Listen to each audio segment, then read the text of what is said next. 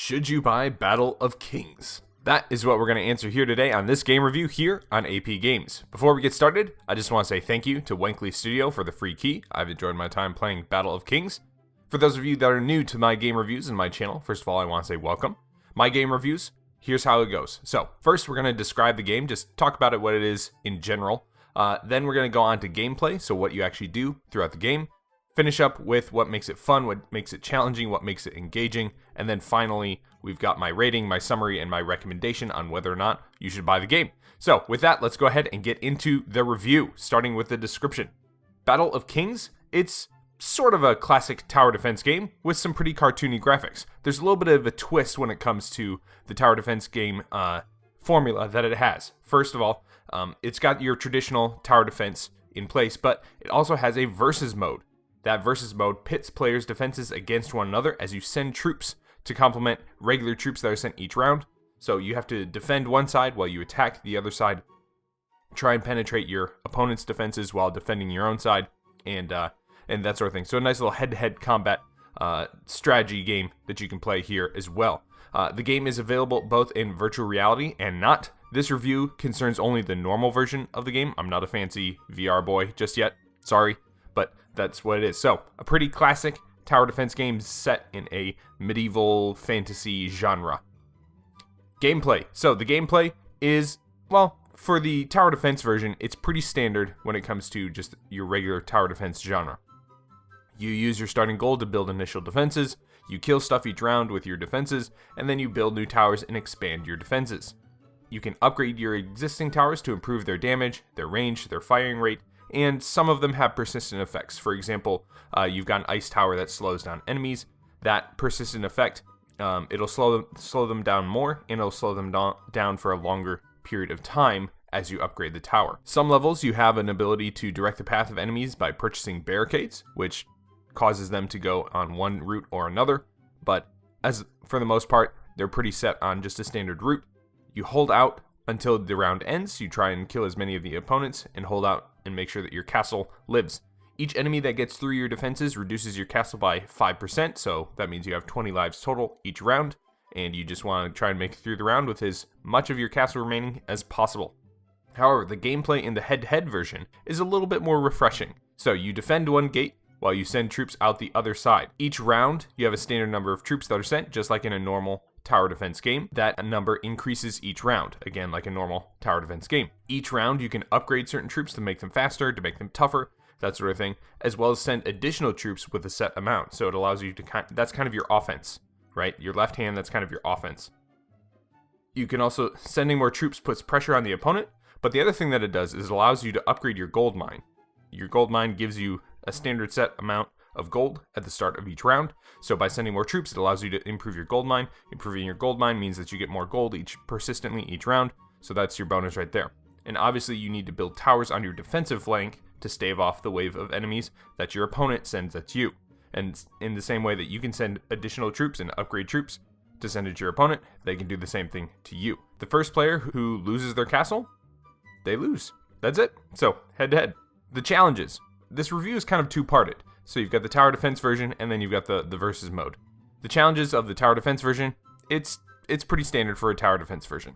Each level introduces new upgrades available for your towers. Each level brings in new enemy types. There's something like 10 total different enemies, and mixes up the kind and the number of the enemy troops sent, how many are sent, what rounds they're sent, that sort of thing. Each round progressively gets harder. Each level gets progressively harder as well. The struggle seems to be, with the tower defense version, the struggle seems to be figuring out what towers and where are best for each level. There's really not that good of an indication of how well the towers individually are doing. There's nothing like a kill counter or like any sort of information on what towers kind of defend against certain different enemies, that sort of thing. So it's you kind of have to figure that out as you go through the game. The versus mode, the challenge of the versus mode is that honestly it's kind of like a boxing match. Each round, you and your opponent both throw punches in the form of troops that you send and the upgrades that you purchase for them, while also trying to block punches in the form of the towers and the upgrades that you give on your tower side. again, like boxing, both an aggressive and defensive approach are available. They're both viable. So an aggressive approach, you send tons of troops and you upgrade them really quickly, and you try and overrun your opponent very early on. So a very aggressive strategy, very fast-paced, basically a Zerg strategy. You've also got a defensive strategy where you can focus on building towers and upgrading them and just trying to make your defense impenetrable, and then buying your upgrades over time until your opponent can't hold out against just the normal set of troops that are being sent against them. So instead of focusing on your opponent, you focus on the things you can control, which is building lots of towers, making sure that no troops get in on you, and then just kind of going for the long game and holding out and kind of hoping that they are unable to sustain the increase in level and increase in power of the troops that are sent against them. There are 45 seconds between each round to make decisions in the versus mode. So that's not a ton of time to plot out like your perfect, strategy when it comes to this tower defense game. So that adds another level of complexity as well. You have a set amount of time. It's pretty difficult to, perfectly decide, okay, I want this tower here and I want to upgrade these troops and I need to make sure to do this, that, and the other thing. So you've got a little bit of a time challenge as well. That's the challenges, the description, and the gameplay. Time for my overall review. For those of you that have never seen any of my reviews, this is how it goes. I try and make these reviews as if I were talking to a friend. So if a friend came to me and said, hey, I'm interested in this game, what do you think? And this is how I would tell them. So my review goes on a scale of 1 to 5. 1 being, this is a terrible game, it's broken, it's buggy, you should never buy it under any circumstances. A 2 being, it's broken, it's not great. Maybe if you're a big fan of like the TV series that is pulsed from, or if you're a big fan of like DC or Marvel or something like that, and it's a DC or Marvel game, then sure, maybe you can be interested in that. 3 is a pretty standard average game. 4 is like, this is an excellent game, and anyone who loves that genre, who likes that genre of game, should probably check it out. And 5 is basically like, these are just world-breaking games. They're amazing. They change the trajectory of gaming. So that's a 5. So where does Battle of Kings fall on my scale? As I kind of alluded to earlier, I have to actually rate this game twice. Once as a tower defense game, and once as the head-to-head version. And I do this with the understanding that I assumed that this was a tower defense game because it was marketed as a tower defense game. But it's really not a tower defense game. As a tower defense game, I have to give this a 1.75. It's not good. It's bad. Sorry. For starters, with the tower defense game, there's only 15 campaign levels, and there's almost no level differentiation. There's very few new elements, and it's basically just a couple paths to cover, and it's nothing special. There's very little special about it. The campaign, from what I can see, it basically exists as an extended tutorial and a way to... I think that the campaign exists in order to fulfill the expectations of players who come and play the game that there should be a single player mode. And that's it. It's 15 levels. They are uninspired. They're not good. It's just not good. There's not enough tower variety. There's not enough upgrade variety. You should have divergent paths. You should have persistent upgrades. There should be more tower types. All this sort of stuff that just is not included.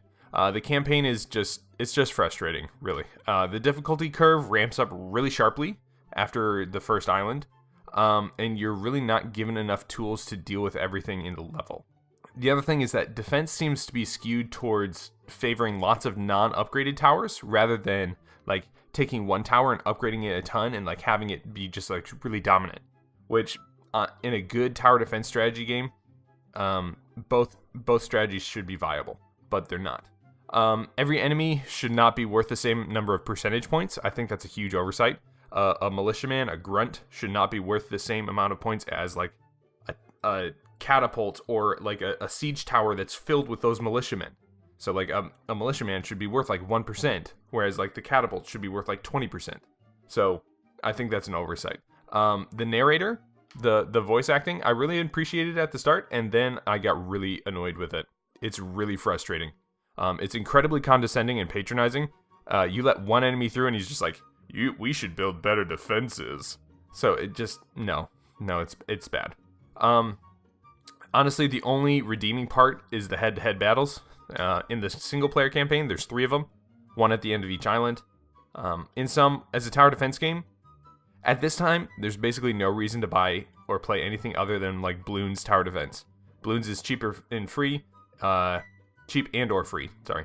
It's highly developed in its gameplay, it has tons of different modes, and it's literally better in every single way to meet your tower defense needs. So as a tower defense game, don't bother with this. Now, as a virtual reality head-to-head game, I can see this as a 2.25. I can see this being much more fun and engaging, being interactive, being over the map, and having that control. I can see that being much more fun.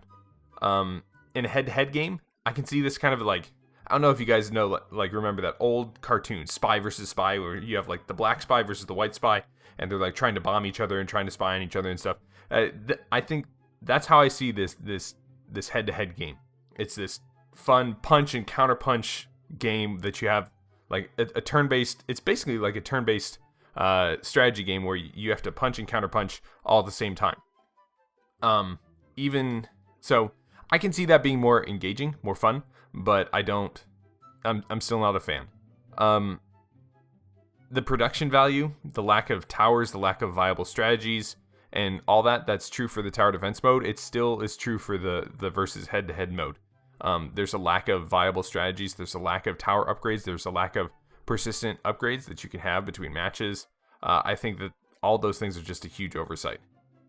The other thing is that the versus mode could go for a really, really long time. 45 seconds in between rounds, and then each round can take potentially several minutes to resolve for both players as the troops go through the tower defenses. You're looking at a game that could go for an hour. Potentially, if you have two good players that are playing head to head, the games could go for a very long time, and I don't think that really fits with the spirit of the game. So I think that's a kind of an issue too. I'm not sure if that's one that they can necessarily resolve at this time though. The head-to-head mode could be a great mix on the tower defense genre, but I just don't see Battle of Kings being the game that brings the tower defense genre update like that. I just don't see it being this game. Overall, if you have an itch to play a tower defense game, play Bloons. It's just so much better. If you want a VR head-to-head game, honestly, you're just going to have to wait a couple years until more people get virtual reality headsets and more games are created by bigger publishing studios with higher quality. Sorry. So, in my recommendation, I would not go for Battle of Kings. I'm just going to say it straight up like that and just leave it at that. So, if you have any questions, if you have any concerns, if you have any different thoughts, let me know in the comments down below. I will be glad to answer any questions. And hopefully you enjoyed yourself, and we'll see you again soon here on AP Games.